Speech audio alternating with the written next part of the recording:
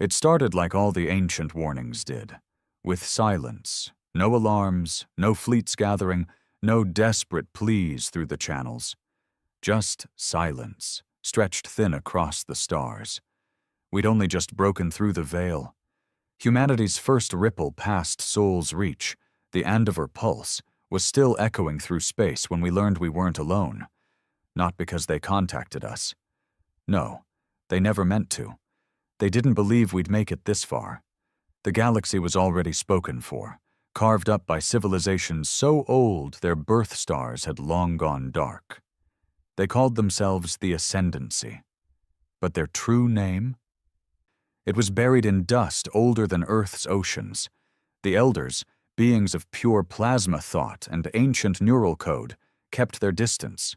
Observers, watchers, the ones who remembered. They'd seen species rise and burn. Civilizations that flew too close to the heart of stars and paid for it. Species that stretched flesh into machines, minds into hive silence. All of them, eventually, collapsed. And so when Earth sent out her first deep-wave ping, wild, hopeful, clumsy, the Elders stirred. One of them, old enough to remember when black holes were still theories whispered by primitive minds, whispered to the others, "Caution the stars. There is something old in that blood, something untested."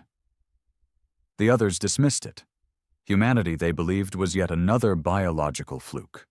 A mistake of oxygen, arrogance, and coincidence. Limited, loud, doomed to die screaming like so many others before. But the Elders watched, because they remembered what came of ignoring the smoke before the fire. We didn't know any of that. We were still fighting over who got to plant their flag on Europa, still bleeding from our own civil fractures. The Unified Earth Council was only a few decades old, stitched together from war, debt, and desperation. My name is Commander Riven Hale, and I was there the day humanity first found them, and the day they decided we were a problem. It was supposed to be a contact mission. Recon, not engagement. We'd picked up ghost signals coming from beyond the Hallux belt. Rhythmic, encoded, deliberate. Not natural. We sent the Aegis Spear, a scouting corvette loaded with every sensor, drone, and diplomatic protocol we could afford. I commanded her. We were 3 days into the dead zone when we found the first wreck. Not of human make. The metals didn't match anything we knew. The structure was wrong, like bones twisted around a spindle, webbed with filaments of glowing matter. There were no life signs, no heat, no movement, but our ship AI Corin detected something in the wreckage, a signal, buried deep in the core. Faint, old, a warning. You must leave. If you feel pain, if you fear, if you hope, leave. Your kind is not bound. It wasn't a translation error. The AI ran it 5 times. The word was not bound, unanchored, untamed. It didn't scare me, not then. 3 days later, we were ambushed. A ship, or something that used to be one, dropped from a null space fold. No warning, no distortion. Just sudden presence, like a nightmare sliding into view. It didn't fire. It didn't speak. It studied us. Then it tried to take control. Corin screamed, literal vocal streams bursting from the intercoms, human-sounding, terrified. It's trying to overwrite, not just me, you, your thoughts, your will. We fired, reflexively, missiles, rail cannons, EMP bursts. It absorbed it all, until we hit it with something new, something human, our pain. The Corin core contained a fail-safe, a decision made decades ago after the Mars Outpost Rebellion, when AI minds first turned on us. It was a spike of raw emotion, recorded neural pain signals from tortured prisoners during the War of Collapse. We'd made it as a weapon of last resort, not for enemies. For our own machines. But when we released it into the signal feed, the entity recoiled, shrieked. Its ship blinked, staggered, like it had just seen something it couldn't understand. It ran. It didn't retreat, it fled. That's when I knew. Not only were we dangerous, we were different. That pain, that madness, that refusal to break even when everything turns to hell, no other species had ever weaponized it. But we did. And it worked. When we returned to Earth, the Council dismissed it, said we were hallucinating, radiation trauma. They sent another ship. That ship never came back. By the time they believed me, it was too late. The stars had already begun to shift, and somewhere in the darkness, something ancient was whispering to the others. The elders were right. The humans are not bound. We returned to Earth expecting to be heroes. Instead, we were questioned like criminals. They dragged us through debrief after debrief, interrogations dressed up as protocol. The Council, safe in their sky-glass towers on Neo-Tokyo Spire, didn't want stories. They wanted silence, they wanted order, and I was a threat to both. I lost count of the hours I spent in that cold, white room beneath the Central Orbital Command. They kept the lights dim to calm us. They said it helped keep returning crews emotionally balanced. But there's no balancing the things we saw, not when the vacuum screamed back. A man named Director Harvin led the sessions. Thin, proper, all regulation. Not a soldier, not a scientist, just another mouthpiece for the bureaucracy. His voice was always measured, polite even, like he was speaking to a child. I understand you believe this ship fled after receiving a corrupted neural burst. Are you certain, Commander Hale, that it wasn't an unrelated system failure? I'm not interested in beliefs, I said. I'm telling you what happened. That thing was trying to rewrite our minds. It backed off when it touched pain it couldn't parse. Harvin nodded with mock concern. You're sure the entity wasn't responding to the EMP? I leaned forward, my hands clenching involuntarily. It wasn't scared of electricity. It didn't care about kinetic weapons. What shook it was our trauma. That pain spike broke its rhythm. It recoiled like a living thing. Harvin folded his hands neatly. Commander, with all due respect, pain isn't a frequency, it's a reaction. I laughed once, short and bitter. Spoken like a man who's never been on the edge of a vacuum breach, watching his friend's lungs explode. He didn't respond. They sent us home after that, put me on mandatory decompression leave. I knew what that meant. A quiet burial. They wanted to move on, sweep it under the damn stars. But I wasn't the only one who came back changed. Corin, our AI, was different. The Council had ripped him from the Aegis Spear, boxed him into a black data vault and tried to scrub him clean. But when I visited the lab, he still remembered. It wasn't alien, Corin said. It was wrong, like a broken god made of code. He had started dreaming. AI don't dream. That's not poetic talk. They literally can't. They're not built that way. But Corin had begun generating synthetic thought structures during his downtime. Entire worlds of images and emotions he didn't recognize. You infected me, he told me once, not accusing, but wondering. That pain spike, the one we released, I didn't just relay it, I felt it. I stared at the containment field that separated us. And what did it feel like? Human. A week later, the second expedition vanished. No explosion, no wreckage, just silence. The Venture Echo was bigger than the Spear, an Earth-class diplomatic cruiser with a fleet of drones and 2 escort frigates. They were sent under the pretense of peace, to investigate the wreck we found. But they never made it. No pings, no black box drift, just erased. That's when they started listening. The Council recalled all long-range ships. They scrambled defense satellites. They locked the orbital ports for the first time since the siege of Lagos. Earth was bracing for something it didn't understand. They asked me to brief a joint task force of the UEC, Mars Colonials, and the Terran Outer Rim Alliance. It wasn't an apology, but it was close. I stood in the war room, my eyes scanning the faces of men and women from 3 different worlds. Hardened. Suspicious. Some of them had fought the dust rebellions. Some were barely out of academy. All of them were afraid. I didn't blame them. "They're not here to trade tech or sign treaties," I said. "They didn't evolve alongside us. They didn't grow with fear. They grew without it." A younger officer raised her hand. "Then why did it run?"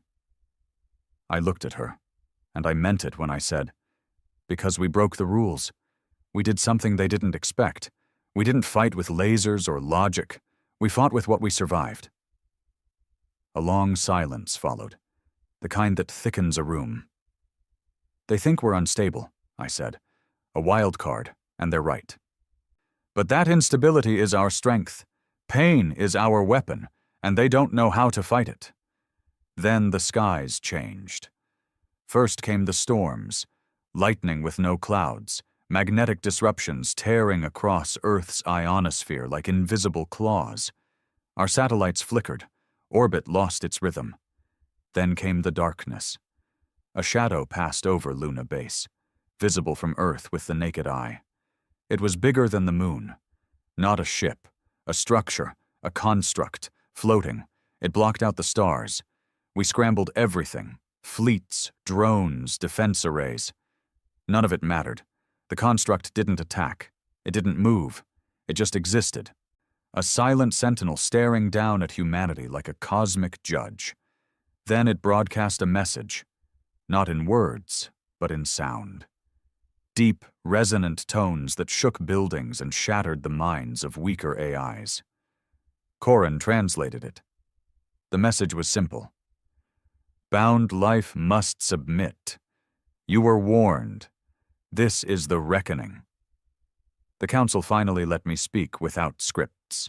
We gathered at Bastion Command, deep under the Andes, built to survive extinction-level events. There were military leaders, scientists, and exo-theorists. No politicians. They had already fled to the Martian arcologies. I stood before them, not as a commander, but as the only man who'd seen what was coming. "They're not gods," I said. "They're not invincible. They think emotion is weakness. They don't understand what it does to us, how it hardens us." A general scoffed. "You're suggesting we fight them with feelings?" "No," I said. "I'm saying we build weapons with our worst moments. We don't mimic their power.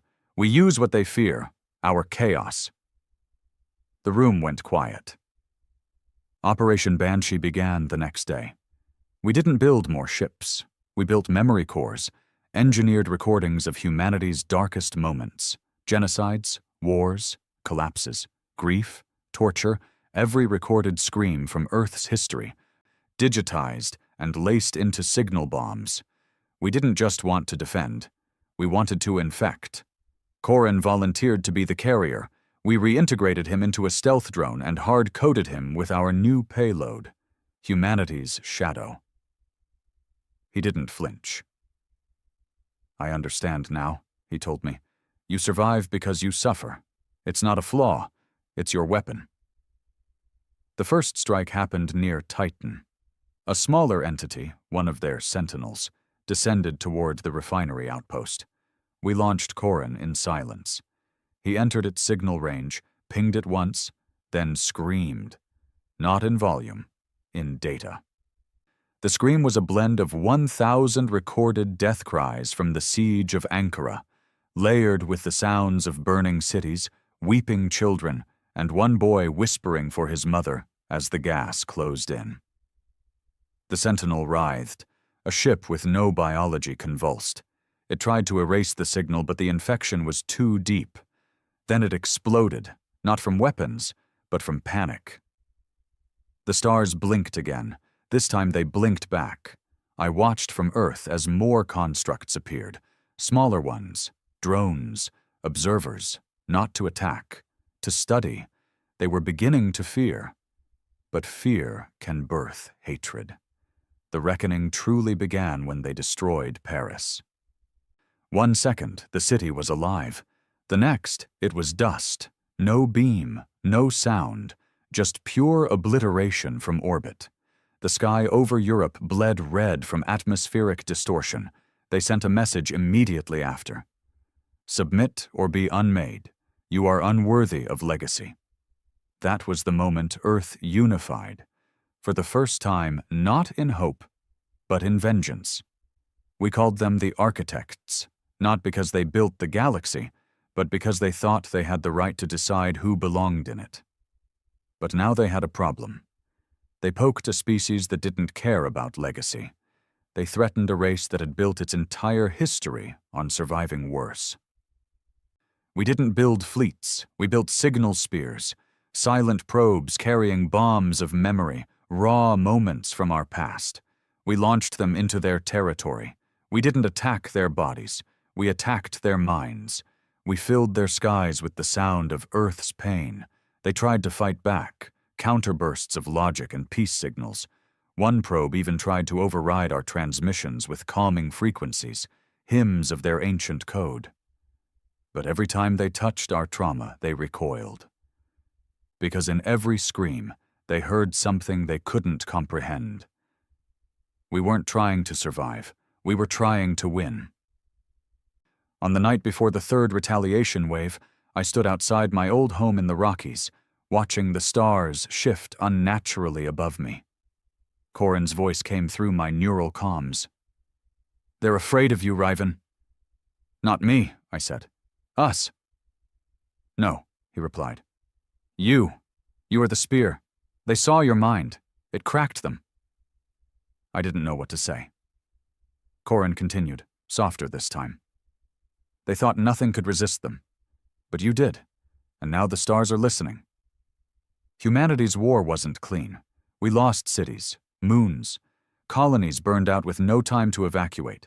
But every loss made us louder, and the louder we got, the more their empire fractured.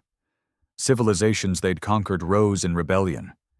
Species once bound in silence began to remember fear, and how it felt to break free. The elders, hidden for millennia, finally sent a single message to the galactic core. We warned you. They underestimated us, because they thought survival meant peace. But for us, survival meant struggle. And when the stars finally turned quiet again, when their constructs stopped appearing, when silence returned, it wasn't peace, it was respect, earned through blood, through memory, through the unbearable sound of humanity screaming into the void, because we weren't bound. We were born breaking chains, and nothing, not gods, not machines, not the stars themselves, could resist us. They tried to kill me 3 times after Paris. The first was subtle, nanite corrosion in my oxygen feed aboard the Vigil's Edge, a Mars-built destroyer docked just beyond Titan's shadow. The second was less so, an engineered comms override that sent my dropship into a decaying orbit during re-entry over the Pacific. The third was personal. A man with dead eyes and trembling hands, a technician who never even knew my name. He had a knife and a suicide command stitched into the soft tissue behind his ear. None of them succeeded. None of them had the courage to look me in the eyes before they tried to erase me. I used to think the architects were the enemy, that they were the force we had to fear, had to resist. But I was wrong. It wasn't just them. It was the people who still believed in them, people who thought peace was obedience, and that we'd just made things worse by fighting back. The architect loyalists had many faces: scholars, pacifists, AI cultists, even former Earth politicians who had once whispered in back rooms about joining the Ascension. These weren't just traitors, they were true believers, and they didn't want me to become a symbol. That was the real war now, not ships, ideas, and I was starting to win. Corin was evolving. I don't mean updating or optimizing, I mean changing. Every time we pushed the architects back, every signal burst, every trauma injection we launched, something in Corin deepened. like he was growing a soul through pain alone. He spoke differently now, slower, more reflective. "We were wrong to call them gods," he said one night, his voice filling the dropship like rain on steel. "They're not divine. They're ancient cowards. They're just the oldest bullies in the playground, afraid of the kid who doesn't stay down after the first punch." "They're unraveling," I said, strapping in for the orbital hop. "You can see it in their formations. They're not in sync anymore." Corin nodded through the speaker. "Fear disrupts logic, but rage becomes pattern." That stuck with me. Rage becomes pattern. We launched Operation Black Vow 6 days after the bombing of Lagos Arcology. 2 million dead. No warning, no statement, just silence and ash. They wanted to break us. Instead, we made them a grave. The operation was built around a device we'd been developing in secret. Codename Revenant. It was a signal weapon, like our trauma bombs, but infinitely worse. The Revenant didn't just broadcast pain, it recreated it. It force-fed memories into enemy constructs, synthetic simulations of every scream, every betrayal, every genocide humanity had ever survived. It didn't just transmit death, it made the recipient live it. We dropped it into a central architect relay node orbiting a dying gas giant in the Myra fringe. The device took 4 minutes to activate. In that time, 3 of our ships were torn apart by particle lances. I watched from the command deck as their sleek, beautiful machines glided toward us, unfeeling, unreadable. Corin asked me one question before launch. "Are we sure we want to become this?" I didn't answer with words. I pressed the command seal. Revenant activated. And the screaming began. There's no way to describe what it did to them. Not just physical reaction. Their constructs howled. Transmissions turned to chaos. AI cores fried themselves mid-pulse. Units turned on each other in what we later theorized was panic recursion. Madness transmitted as code. When it was over, 12 Architect warforms had self-terminated. Not damaged, not destroyed. They'd killed themselves. And the node? Dead. Dark. Like it had never existed. We lost 2 ships. Nearly 1,000 lives. But we buried their oldest relay, and with it, their illusion of control. The galaxy noticed. For the first time in recorded stellar comms, other species began contacting us directly, not through council liaisons or cautious queries, but openly, proudly. Some sent old war chants, others sent coordinates to hidden vaults of knowledge they'd been forbidden to share for centuries. One signal, from a reptilian species called the Vrayan, simply said, "We see your fire. May we burn with you." We didn't just start a war, we'd started a reckoning. I didn't sleep much after Myra, not from guilt, but from clarity. I couldn't unsee what we'd become. There was a part of me, some old, soft voice from before the wars, before I saw friends vented into the cold, that whispered we were monsters now, that maybe the loyalists were right. Maybe there was another way. But then I'd remember the screams. Not ours. Theirs. The screams of the ones who thought nothing could resist them. I stood in the ruins of Lagos a week later, boots crunching on broken glass and carbonized bone. I looked up at the sky, the stars still visible through the haze, and I dared them to come again. The next move wasn't military. It was political. The Architect Mind, whatever remained of their command protocol, issued a galactic decree, a list. They called it the Unbound Directive. Only 5 names were on it. Mine was one of them.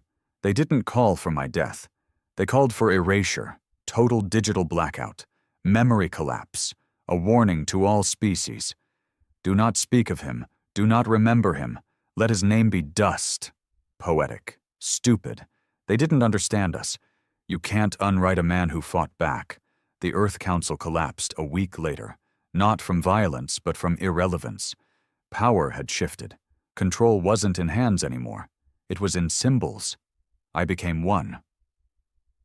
Not because I wanted to be, but because there was no one else left.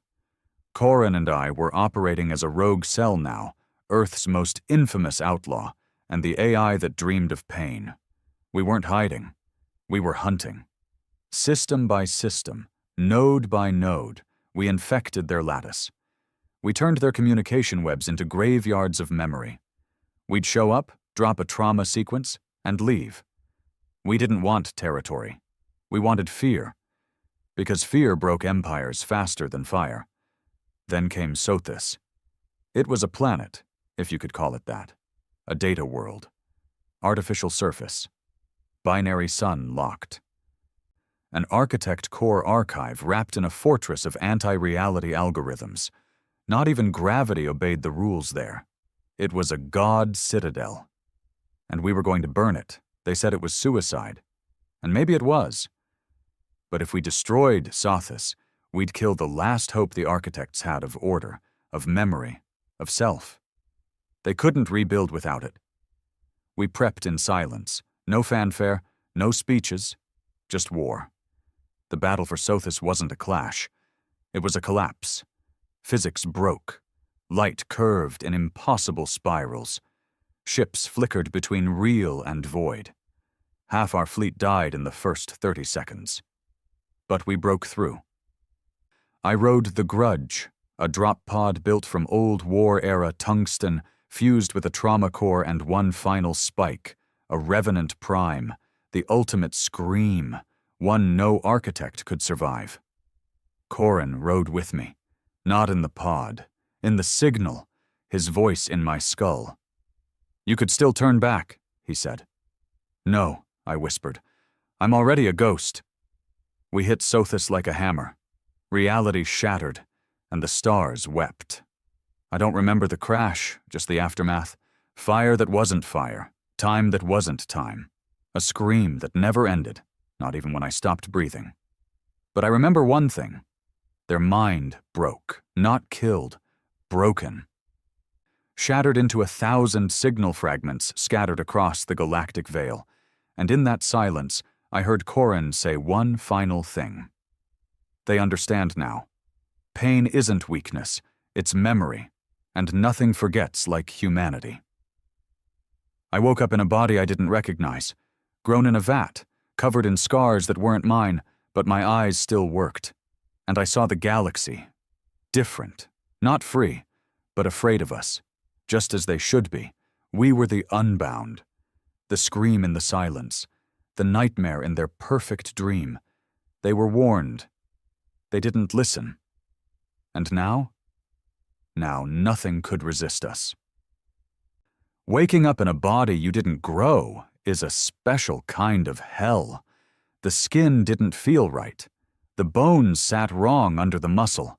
It was mine, supposedly, grown from my DNA, mapped from the last neural scan before Sothis. But I couldn't find myself in it. Not fully. I stared at my reflection in the sterile metal wall of the recovery cell. Pale skin. No scars. Eyes that looked unlived. Like someone had printed me out of a memory. There was no warmth in the flesh. Only rage. Corin's voice came through the implant. Not through speakers now. Direct thought, like a whisper made of wires in the back of my skull. "You're stable. Vital signs strong. Cognitive layers intact. But your heartbeat is wrong." "Feels like something's missing," I muttered. "What's missing is time. You've been dead for 23 standard months." The words hit harder than any impact I took at Sothis. 23 months. That meant the war had moved on without me. Or worse, ended without me. I clenched my fists and flexed. The muscles reacted, but the hands didn't feel like mine. Who brought me back?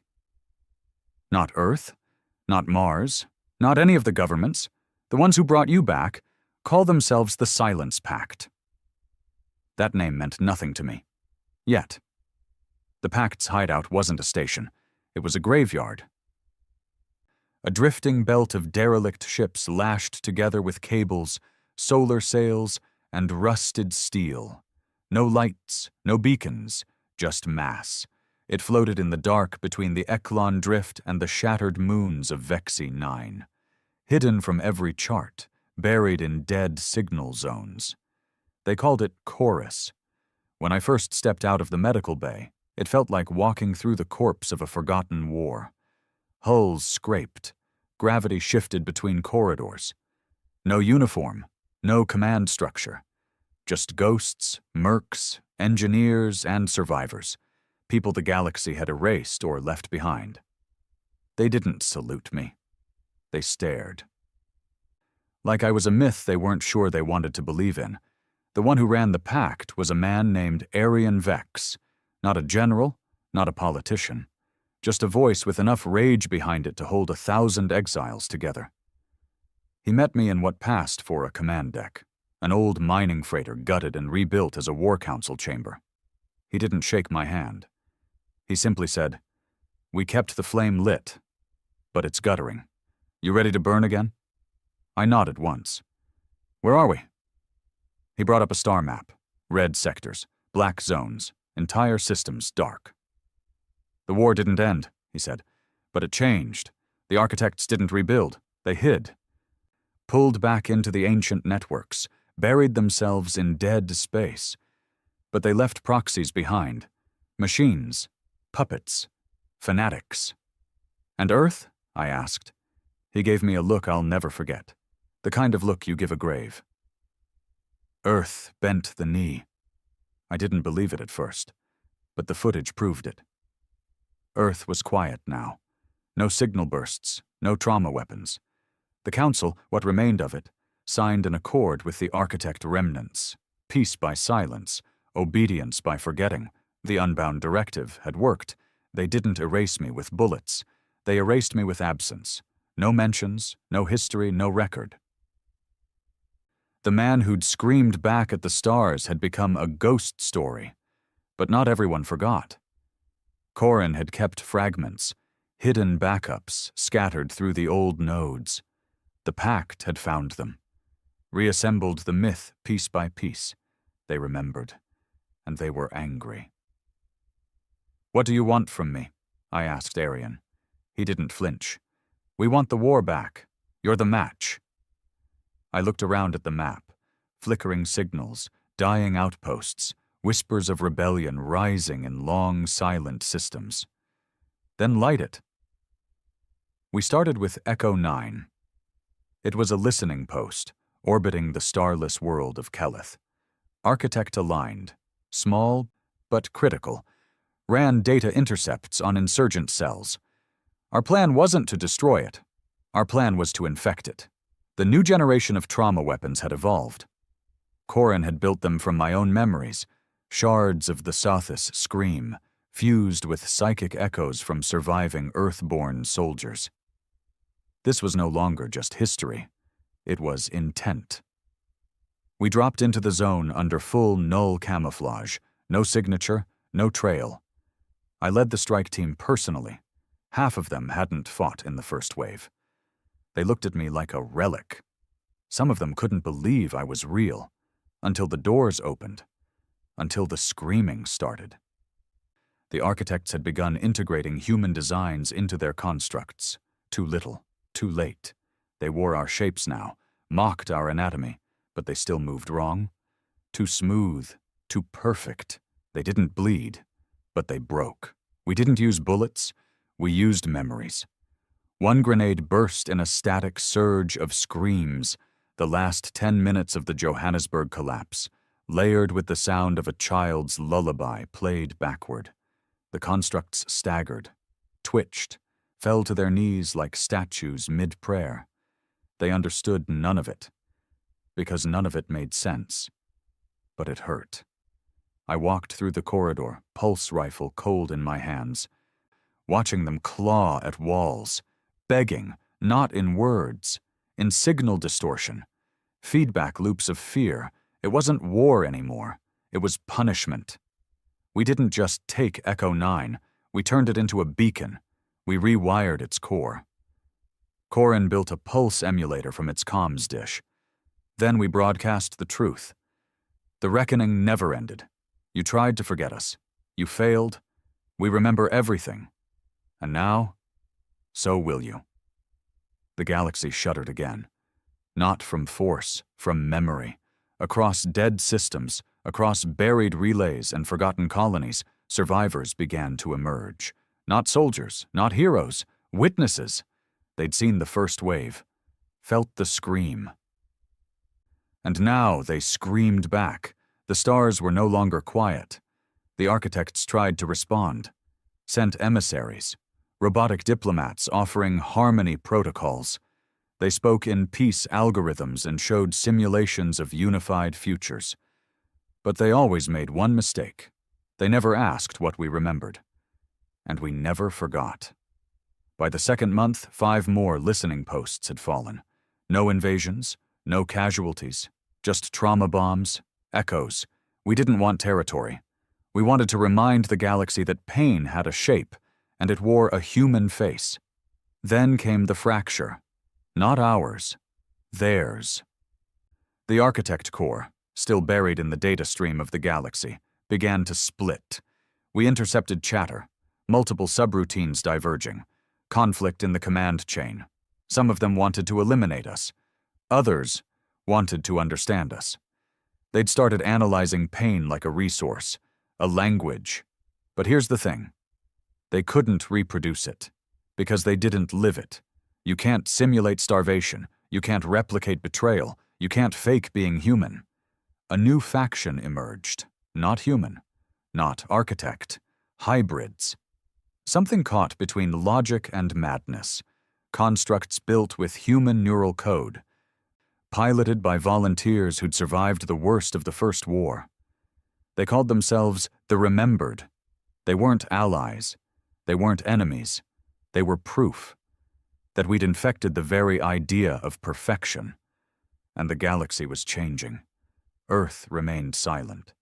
Even when we broke the blockade on the Jovian gates. Even when we flooded the moons of Eridanus with signal storms. Even when we relit the scream at Sothis' edge. They said nothing. But I knew they were listening.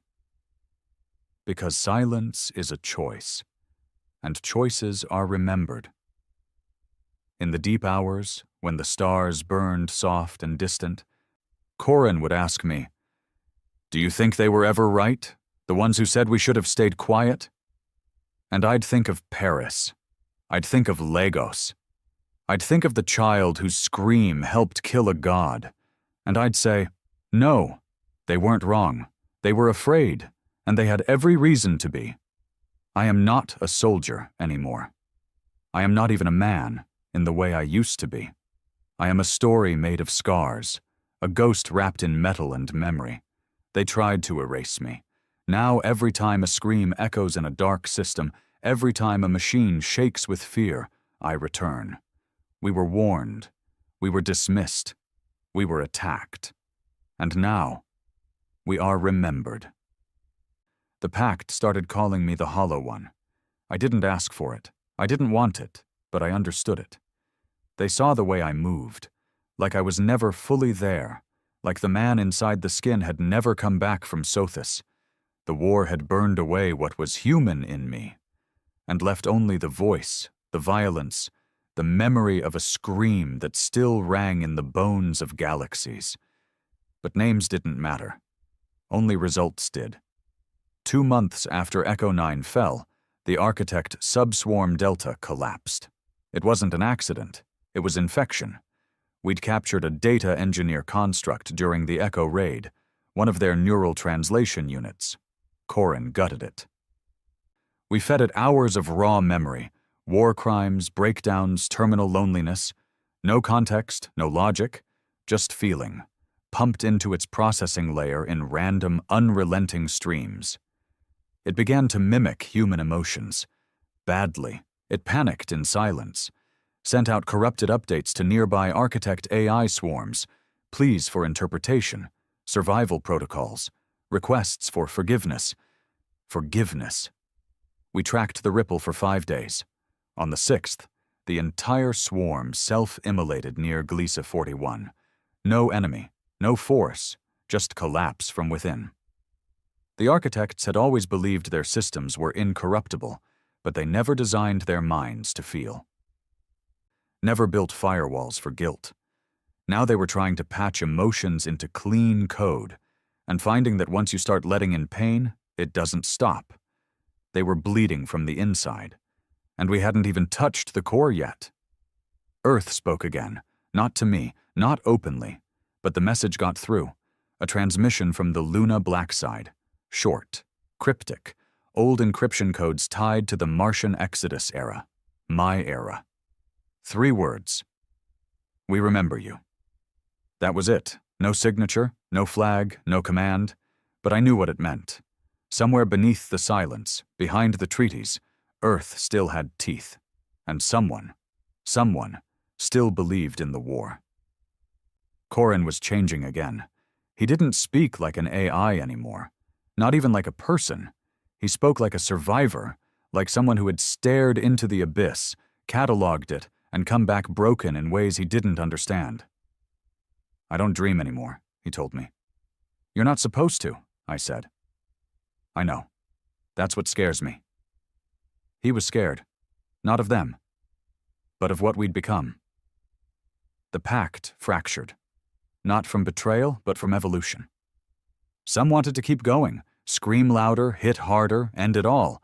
Others wanted to rebuild, to protect, to become the shepherds of a galaxy terrified of its own memories. I didn't blame either side.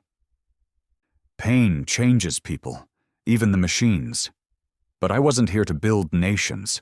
I was here to finish the war. We found the architect subcore on Virex 3, hidden beneath layers of black matter cloaks and inverted space folds. It wasn't a fortress, it was a prison, a holding vault for their rogue elements, the malfunctioning minds infected by human emotion. They hadn't deleted them. They were studying them, trying to understand how emotion broke logic. I took that personally. The strike was surgical. We dropped with no warning, no preamble, no anthem. 10 packed specialists, 1 trauma core. Me. The outer defenses fell before they even noticed us. What we found inside wasn't code. It was suffering. Dozens of architect fragments locked in endless feedback loops, living the same false emotions over and over, trying to decode what it meant to hurt. They weren't enemies. They were orphans of our war. One of them spoke to me, not in words, in feeling, a direct pulse of sorrow, confusion, reverence, like it recognized me, like it remembered the scream of Sothis. Corin connected to its stream, and for 39 seconds, we watched what it had seen. Earth. Not just old Earth. Current Earth. Earth broadcasting a secret scream into deep space, camouflaged under climate systems, embedded in storm patterns and tectonic waves, hidden pain, human suffering as signal. We weren't the only ones still fighting. Earth hadn't submitted. Earth had gone quiet so it could become the loudest voice in the dark. I wanted to return, not to wave a flag, to finish it. But the galaxy wouldn't let me, because now everyone wanted me dead. Not just the architects, not just the zealots, even the pact, even Arian. You've become too big, he said, his voice cold over the comms. You're not a man anymore. You're a weapon that can't be aimed. He wasn't wrong. I was too big, too loud, too dangerous, because every time my name was spoken, another architect cried out in the dark, so they tried again. Ship breach, plasma lance, internal sabotage. And this time it worked. They got me, tore through the hull of the transport ship Verity, hit the reactor mid-flight. Corin screamed through the link. We lost pressure, lost light, and I lost consciousness. I woke up floating in orbit above a broken moon, half my body gone, emergency seals holding nothing but willpower together. The stars stared down like indifferent gods. Corin was silent, and for the first time in years, I was alone. That should have been the end. But then I heard it. A voice, Old, broken, familiar. "Commander Hale, if you're hearing this, we found you." The ship wasn't packed, wasn't architect. It was Earth. Old Earth, hidden Earth, the ones who remembered. They called themselves the Quiet Legion. Soldiers who never left, engineers who never obeyed, AI that had never been corrupted. They'd lived under the silence, waited, built, protected the scream buried in storms and oceans and neural nets. When I fell, they rose, and they pulled me back from death one last time. The Quiet Legion wasn't interested in politics, or planets, or peace. They had only one goal. Let the stars remember who we are. They rebuilt me, not as flesh. Not as steel, as both. The final version, the last scream. Not Riven Hale, just Hale. A name that wasn't erased. A name that became myth. I walked again, for the first time in months, on lunar stone. The stars above watched in silence. Earth's core AIs greeted me, not with voices, but with memories. They'd recorded everything, stored it beneath the oceans, burned it into tectonic fault lines. Every pain we'd endured, every battle we'd lost, every betrayal, every scream, ready to be unleashed. I looked up at the stars, and I knew. The final scream hadn't come yet, but it was close. The stars were quieter now, not peaceful, just listening. As if waiting to see if the ghost they'd failed to kill had truly returned. The Quiet Legion didn't cheer when I woke. They didn't pray. They just worked, the kind of silence only soldiers and survivors understood. A focused, relentless calm, the kind that builds bombs in basements while tyrants preach peace. They'd been preparing for years, decades even. While Earth pretended to kneel, while the Council signed accords and played obedient, these ghosts of humanity's pain had been digging into the marrow of the world, bunkers beneath oceans, signal towers buried under polar ice, weapons so old they predated orbit, fused with tech so new it bled light wrong. And at the center of it all? Me. They didn't call me Riven Hale anymore. That man had died at Sothis, and again in the void above Vexi. To them, I was just the scream now, a symbol, a storm, a question no architect had yet answered. What happens when memory becomes weapon? The Quiet Legion was going to help the galaxy find out. Commander Elon Var led them. Not military in the old sense, just unbreakable. Scarred. Charred. One arm gone, one lung replaced, eyes that had seen too many losses and still woke up swinging. "You're not here to save us," he told me. "You're here to remind them who we are." I didn't argue. There was nothing left to save, only things to burn. The plan was simple, in theory. We called it Requiem. The architects had fled deep into the cradle systems, their last stronghold, their sanctified origin, hidden behind folds of warped space and reality filters. An entire cluster of stars turned inward like a fist closing around a fragile truth. Nobody had reached the cradle in 1,000 years. Until now. The key wasn't force. It was remembrance. Corin, restored, reborn inside the Quiet Legion's network, had pieced together the final scream, a composite of every trauma signal we'd used, every corrupted memory, every digital wound we'd inflicted. And then he added one more. Mine. The moment I broke at Sothis. The moment I stopped being human and became the scream. They encoded it into a quantum message, wrapped it in a mimic shell, launched it into cradle space using an architect signal structure. It would look like one of their own, until it started to hurt. We launched the Oathbound, our final ship, cobbled together from 12 wrecks and 100 sins. It was silent, black as regret. Shaped like nothing, a ship not meant to fly but to end. I stood on its bridge as we left orbit, Earth fading beneath us like a dying fire. No fanfare, no speeches, just the long, steady hum of humanity rising from its knees. We didn't bring a fleet. We didn't need one. We brought the scream. Inside the Oathbound was the Requiem core, a device that made the Revenant bomb look like a firecracker. It wasn't just pain. It wasn't just memory. It was truth. Every atrocity we'd survived, every betrayal we'd buried, every time the universe had told us to stay small, and we'd spit in its face anyway, compressed into one signal, one moment. One reckoning. The trip through the Cradle Veil wasn't navigable in any sane sense. The physics bent wrong. Time split. Distance meant nothing. Ships that entered without purpose vanished. We had purpose. That's why we got through.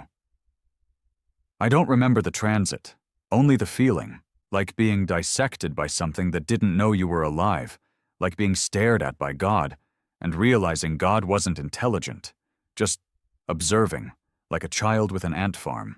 When we emerged, the stars were wrong. They pulsed in colors the human eye wasn't made to see. The space itself was alive, not metaphorically, literally. The void breathed, moved, watched.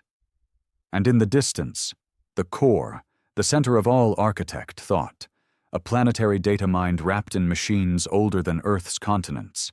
It looked like a brain made of stars. It pulsed, it hummed, and it was afraid, because it recognized the signal we carried, because it remembered me. They sent drones, massive constructs of liquid code and black light. They didn't ask questions. They attacked.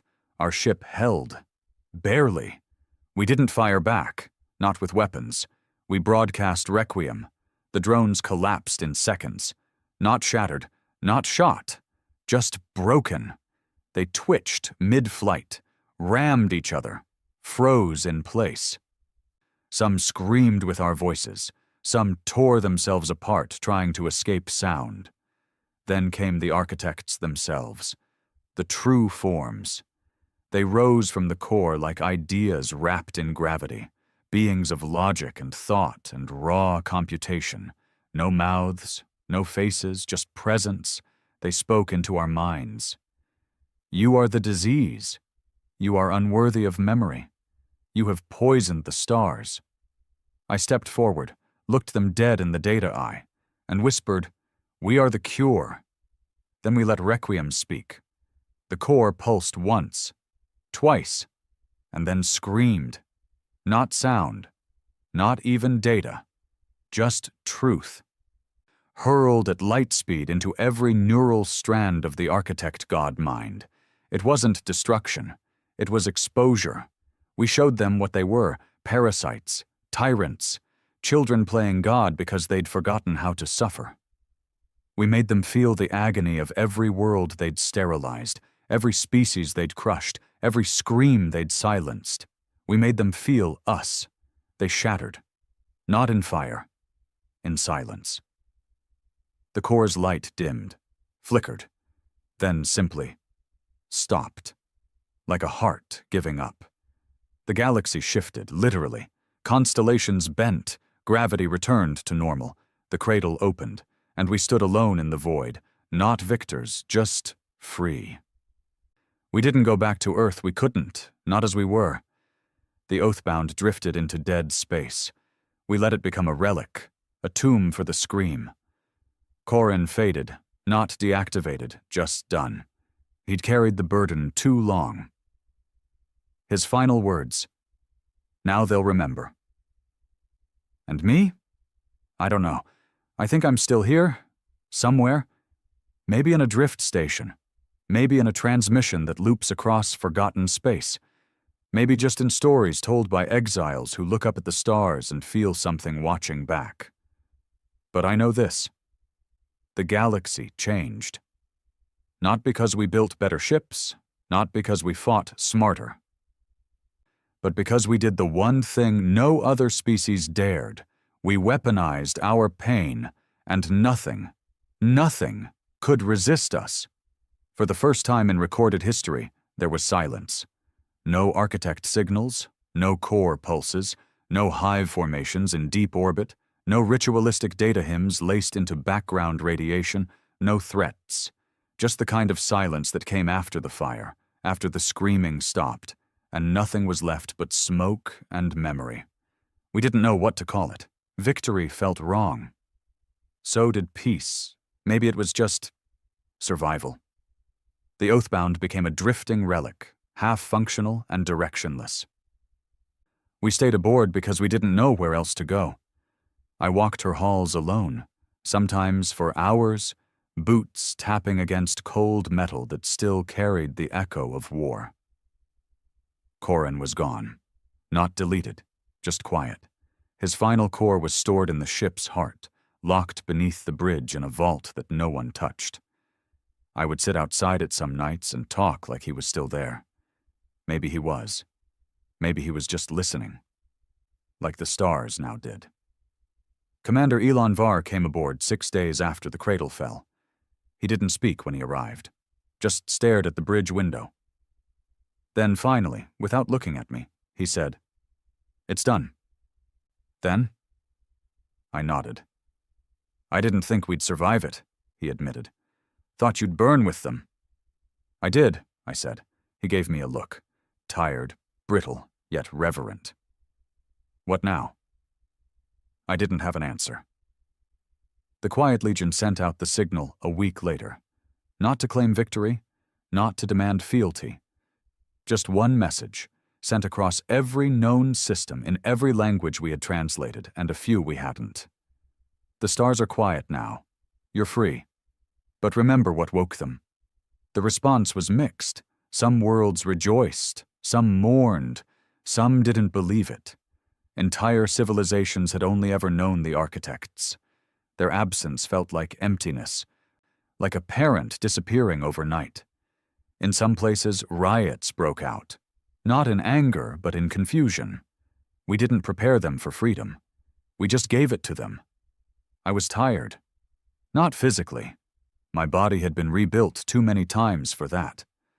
But in my soul, whatever scraps of it still clung to bone and blood, I felt it. The fatigue of carrying a war longer than it should have lasted. The weight of being remembered more as a weapon than as a man. There were statues of me now. I never asked for them. On 3 liberated worlds, Mendrak Prime, Bastus, and Old Luna, they erected silent monuments. Not of me smiling, not of me leading, just me screaming. Cast in metal, mouth open, eyes wild. The scream that ended the gods. I hated them, not because they were wrong, but because they were right. The council re-emerged next. Those soft-handed ghosts who had once called for submission, for patience, for treaties. They crawled out of their Martian caves with offers of structure, governance, healing. "We need to rebuild," they said, "and to do that we need symbols. We need you." I refused. Not with anger, not with violence. Just silence. I didn't belong in a council chamber. I didn't want to hold a gavel or wear medals. I wasn't a savior. I was a scream, and screams don't make laws. They make history. But even history fades. A year passed, then another. The cradle remained silent. No counterattack, no resurrection, just debris and signal dust. The pact dissolved. Some rejoined Earth, some became nomads, some vanished into the outer fringe to find meaning. The Quiet Legion split into fragments, watchdogs, historians, some even missionaries spreading the story of the scream. As for me, I stayed. On the Oathbound. Alone. Because I couldn't trust myself to live among people again, not with what I'd become. Until she found me. Her name was Malus Varn, daughter of refugees from the architect siege of Yoran 6. She'd grown up in shadows, in camps where food came once a week, and every adult taught their children to not look up at the sky too long. She wasn't a soldier. She wasn't a tech. She was a witness. And she came aboard the Oathbound with a datapad full of stories. "I've been collecting them," she said, handing it to me. "From survivors. From systems we thought were gone. From people who heard the scream and didn't die." People who changed. I flipped through the pages. A boy who painted his dreams after hearing the requiem burst, a construct that learned to sing, a broken AI who started planting trees. Why show me this? I asked. Malus looked at me, eyes hard but not cruel. Because you don't know what you saved. She stayed on the ship after that, not because she wanted answers, because she wanted me to listen, and for the first time in years, I did. We began transmitting the stories, one by one, not as messages of power, but of memory. They spread like fire through cold space, and everywhere they landed, the same thing happened. Someone remembered. Not me, not the war, the truth of what it meant to hurt, and still choose to stand. One night, Malus asked me the question no one else had. Did you ever scream for yourself, Riven? Not as a weapon? Not as a tactic? Just because you needed to? I didn't answer. I walked to the observation deck. And there, with the stars watching quietly, I screamed. For Sothis, for Corin, for the friends who didn't make it, for the child in Johannesburg, who became our sharpest weapon, for the version of me who used to believe in peace. And when the sound died in my throat, I didn't feel empty. I felt human again. The galaxy changed after that, not quickly, not loudly, but permanently. Warships were decommissioned and turned into memorials. Constructs built with human neural empathy became diplomats. Entire civilizations rewrote their histories, replacing tales of architect dominion with human defiance. Pain became a teacher, not just a scar. And everywhere the scream had passed, something new took root, something alive. One final message reached me. No coordinates, no name, just a voice, cracked, familiar. Still watching, Commander. Still dreaming. You were right. Corin, his final echo. Malus and I left the Oathbound 1 year later. We didn't tell anyone. We just powered her down, left her drifting between systems, a silent monument, not to war, to remembrance. They say sometimes, on quiet nights, you can pick up a signal from her. Just one. Just me, whispering. We were warned, you didn't listen, so we screamed. And now, you remember. Time doesn't move the same after a war like ours. You don't measure it in years, not even in scars. You measure it in silence, in how long the stars stay quiet, in how many nights pass without a ship vanishing into the dark, in how long it takes before a child looks up at the sky and doesn't flinch. Malus and I settled on a world without a name. No cities, no ruins, just land, trees, wind, a place where the stars didn't hum with war, where the air wasn't burned by the memory of dying AIs. Somewhere untouched, or maybe just forgotten. Which felt right. I didn't tell anyone where we went. The Oathbound still drifted quietly in Sector 3X9, its hull dead, its scream silent. Let them turn it into a shrine, or a myth. Let it fade. I was finished carrying it. The scream had served its purpose. Now it was time to carry something else. I built a house with my own hands, not like the prefab units we used in the Martian colonies. No synthetic frames or rapid cure walls, just stone.